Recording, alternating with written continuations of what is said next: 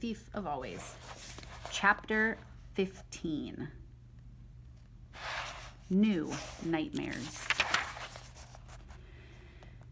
It was a more difficult tale to tell than he expected it to be, though some of the details were clear in his head. Rictus's first appearance, the sinking of the Ark, his and Wendell's escape. There was much else he could not properly remember. It was as though the mist he'd strode through had seeped into his head and had there drawn a veil over the house and much of what it contained. "I remember speaking to you on the phone 2 or 3 times, he said. "You didn't speak to us, honey," his mom replied. "Then that was just another trick," Harvey said. "I should have known." "But who was playing all those tricks?" his father demanded.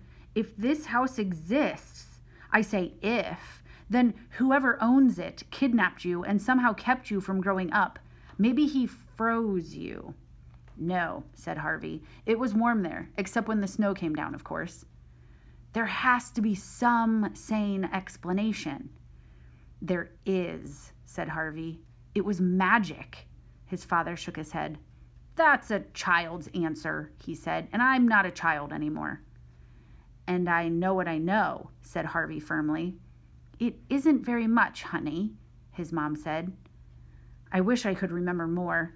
She put a comforting arm around his shoulder. "Never mind," she said. "We'll talk about it when you've had a rest." "Could you find this house again?" his father asked him. "Yes," Harvey replied, though his skin ran with chills at the thought of going back. "I think so." "Then that's what we'll do." "I don't want him going back to that place," his mother said. "We have to know it exists before we report it to the police. You understand that, don't you, son?" Harvey nodded. "It sounds like something I made up, I know, but it's not. I swear it's not." "Come on, sweetie," his mother said. "I'm afraid your room's changed a bit, but it's still comfortable. I kept it just as you'd left it for years and years, hoping you'd find your way home. Then I realized if you ever did come back, you'd be a grown man, and you wouldn't want it decorated with rocket ships and parrots. So we had the decorators in. It's completely different now." "I don't mind," Harvey said. "It's home, and that's all I care about." In the early afternoon, as he slept in his old room, it rained. A hard March rain that beat against the window and slapped on the sill.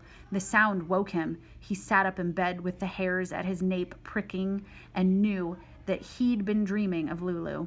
Poor, lost Lulu, dragging her misshapen body through the bushes, her flipper hand clutching the Ark animals she dredged up from the mud. The thought of her unhappiness was unbearable. How could he ever hope to live in the world to which he'd returned, knowing that she remained Hood's prisoner? "I'll find you," he murmured to himself. "I will, I swear." Then he lay back on the cold pillow and listened to the sound of rain until sleep crept over him. Exhausted by his travels and traumas, he didn't wake again until the following morning. The rain had cleared. It was time to lay plans. "I bought a map of the whole of Millsap," his father said, unfolding his purchase and spreading it over the kitchen table. "There's our house." He had already marked the place with a cross. "Now, do you remember any of the street names around Hood's place?" Harvey shook his head. "I was too busy escaping," he said.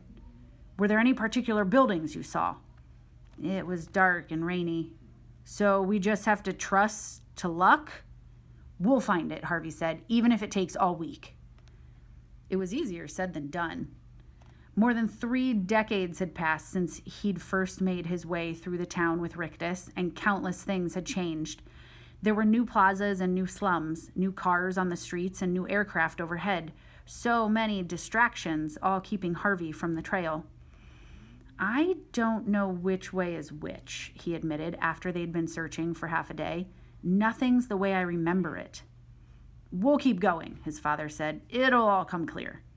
It didn't. They spent the rest of the day wandering around, hoping that some sight would trigger a memory, but it was a frustrating business. Every now and then, in some square or street, Harvey would say, "Maybe this is it." And they'd head off in one direction or another, only to find that the trail grew cold a few blocks on. That evening, his father quizzed him again. "If you could only remember what the house looked like," he said. I could describe it to people. It was big, I remember that, and old. I'm sure it was very old. Could you draw it? I could try. He did just that, and though he wasn't much of an artist, his hand seemed to remember more than his brain had, because after a half hour, he had drawn the house in considerable detail. His father was pleased. We'll take this with us tomorrow, he said. Maybe somebody will recognize it. But the second day was just as frustrating as the first. Nobody knew the house that Harvey had drawn, nor anything remotely like it. By the end of the afternoon, Harvey's father was getting short-tempered. It's useless, he said. I must have asked 500 people and not one of them, not one, even vaguely recognized the place. It's not surprising, said Harvey. I don't think anyone who saw the house, besides me and Wendell, ever escaped before. We should just repeat all this to the police. I'm sorry, let me change my voice. We should just repeat all this to the police, his mother said, and let them deal with it. And what do we tell them? His father said, raising his voice. That we think there's a house out there that hides in a mist and steals children with magic? It's ridiculous. Calm down, Harvey's mother said. We'll talk about this after we've eaten. They trudged home, ate, and discussed the whole problem again, but without finding any solutions. Mr. Hood had laid his traps carefully over the years, protecting himself from the laws of the real world. Safe behind the mists of his illusion, he'd most likely already found 2 new and unwitting prisoners to replace Harvey and Wendell. It seemed his evil would go on undiscovered and unpunished. The following day, Harvey's father made an announcement. This search is getting us nowhere, he said. We're going to give it up. Are you going to the police? His wife asked him. Yes, and they'll want Harvey to tell them everything he knows. It's going to be difficult, son. They won't believe me, Harvey said. That's why I'm going to talk to them first, his father said. I'll find somebody who will listen. He left soon after breakfast with a worried expression on his face. This is all my fault, Harvey said to his mom. We lost all that time together just because I was bored. Don't blame yourself, she said. We're all tempted to do things we regret once in a while. Sometimes we choose badly and make mistakes. I just wish I knew how to unmake it, Harvey replied. His mother went out shopping in the middle of the morning and left Harvey haunted by that thought. Was there some way to undo the damage that had been done? To take back the stolen years and live them here with the people who loved him and whom he loved dearly in return? He was sitting at his bedroom window trying to puzzle the problem out when he saw a forlorn figure at the street corner. He threw open the window and yelled down to him, Wendell, over here! Then he raced downstairs. By the time he opened the door, his friend was on the step, his face red and wet with tears and sweat. What happened? He said. Everything's changed. His words were punctuated by hiccups. My dad divorced my mom, and my mom's so old, Harvey, and fat as a house. He wiped his running nose with the back of his hand and sniffed hard.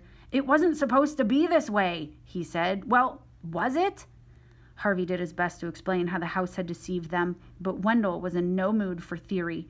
He just wanted the nightmare to be over. I want things the way they were, he wailed.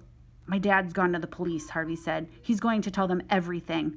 That won't do any good, Wendell said despairingly. They'll never find the house. You're right, Harvey said. I went to look for it with my mom and dad, but it was no use. It's hiding. Well, it's bound to hide from them, stupid, Wendell said. It doesn't want grown-ups. You're right, said Harvey. It wants children, and I bet it wants you and me more than ever. How'd you reckon that? It almost had us. It almost ate us alive. So, you think it's got a taste for us? I'm sure of it. Wendell stared at his feet for a moment. You think we should go back, don't you? I don't think any of those grown-ups, my dad, your mom, the police, are ever going to find the house. If we want all those years back, we have to get them for ourselves. I don't much like the idea, Wendell confessed. Neither do I, he said, thinking as he spoke that he'd have to leave a note for his mom and dad so that they wouldn't think his return had been a dream. We have to go, he said. We don't have any choice. So when do we start? Now, said Harvey grimly. We've lost too much time already.